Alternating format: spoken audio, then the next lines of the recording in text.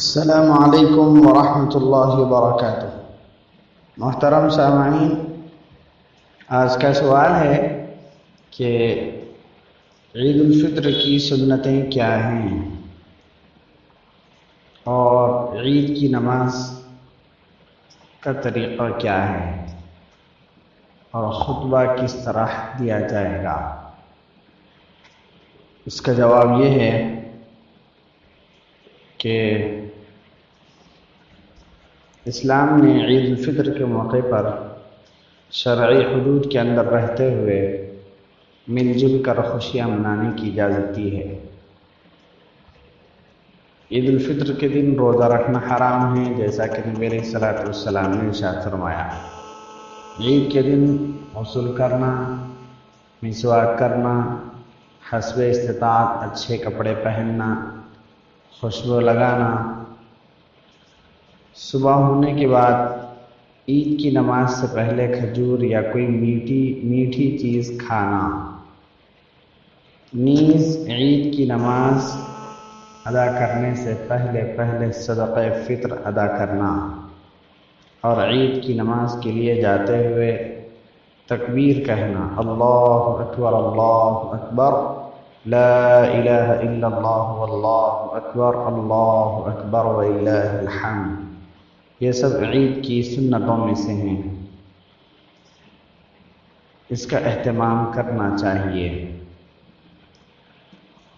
ان دنوں میں عید کی نماز چونکہ گھروں میں ہی ادا کی جا رہی ہے، اس لیے صدقہ فطر کا اہتمام کرنا چاہیے۔ عید کی نماز سے پہلے صدقہ فطر ادا ہو جائے۔ جیسا کہ پچھلے اس کی وضاحت آئی تھی کہ عید کی نماز کے لیے امام کے علاوہ صرف 3 بالغ مرد کافی ہیں، تو کل 4 افراد جہاں جمع ہو جائیں وہ عید کی نماز پڑھ سکتے ہیں۔ عید کی نماز کا طریقہ یہ ہے کہ جب سورج طلوع ہو جائے، یعنی اشراق کا وقت ہو جائے، تو نماز عید کا وقت شروع ہو جاتا ہے اور زوال سے پہلے تک رہتا ہے، مگر زیادہ تاخیر کرنا بھی مناسب نہیں ہے، اس لیے طلوع آفتاب کے فوراً بعد پڑھ لینا چاہیے۔ عید کی نماز جمعے کی نماز ہی کے مانند ہوتی ہے، البتہ عید کی نماز میں 6 زائد تکبیریں کہی جاتی ہیں، اور دوسری بات عید کی نماز میں اذان اور اقامت نہیں ہوتی ہے۔ تیسری بات عید کی نماز میں خطبہ نماز کے بعد دیا جاتا ہے، جبکہ جمعے میں خطبہ نماز سے پہلے دیا جاتا ہے۔ نماز عید پڑھنے کا طریقہ یہ ہے کہ سب سے پہلے نیت کر لے کہ 2 رکعت واجب نماز عید 6 زائد تکبیروں کے ساتھ پڑھتا ہوں، پھر اللہ اکبر کہہ کر ہاتھ باندھ لیں، پھر ثنا پڑھ لیں۔ اس کے بعد تکبیر تحریمہ کی طرح دونوں ہاتھ کانوں تک اٹھاتے ہوئے 3 مرتبہ اللہ اکبر کہیں، 2 تکبیروں کے بعد ہاتھ چھوڑ دیں اور تیسری تکبیر کے بعد ہاتھ باندھ لیں۔ ہاتھ باندھنے کے بعد امام سورہ فاتحہ اور ضم سورہ پڑھے، اس کے بعد پہلی رکعت عام نماز کی طرح پڑھ لے۔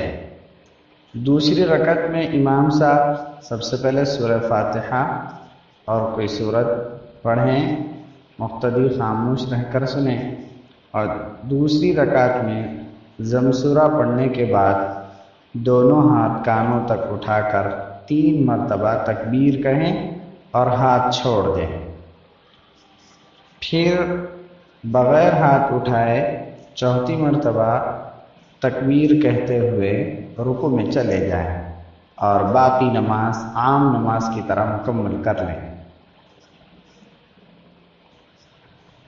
یہاں بس اتنی چیز ذہن میں رکھ لینا چاہیے کہ عید کی نماز میں دیگر نمازوں کے مقابلے میں 6 زائد تکبیریں ہوتی ہیں۔ ان میں سے 3 زائد تکبیریں پہلی رکعت میں ثنا پڑھنے کے بعد کہی جاتی ہیں اور 3 زائد تکبیریں دوسری رکعت میں سورہ فاتحہ اور ضم سورہ پڑھنے کے بعد رکوع میں جانے سے پہلے پہلے کہی جاتی ہیں۔ نماز عید کے بعد دعا مانگ سکتے ہیں، لیکن خطبے کے بعد دعا مسنون نہیں ہے۔ نماز عید مکمل کر لینے کے بعد امام کا خطبہ پڑھنا سنت ہے۔ اب خطبہ جس کو یاد ہو وہ تو ٹھیک ہے، جن کو خطبہ یاد نہ ہو ایسی صورت میں حمد و صلات کے بعد قرآن کریم کی چند آیتیں یہ کہ چھوٹی صورتیں بھی خطبے میں پڑھ لی جائیں تو مضائقہ نہیں ہے۔ جمعے کی طرح 2 خطبے دیے جائیں گے، دونوں خطبوں کے درمیان تھوڑی دیر کے لیے امام صاحب ممبر یا کرسی وغیرہ پر بیٹھ جائیں۔ اکثر لوگ خطبے کو لے کر پریشان ہوتے ہیں کہ خطبہ کس طریقے سے بولیں، خطبہ دینا تو بالکل بھی نہیں آتا، یاد نہیں ہے۔ اگر دیکھ کر پڑھنا آتا ہو تو بہت بہتر ہے، دیکھ کر ہی پڑھ لیں۔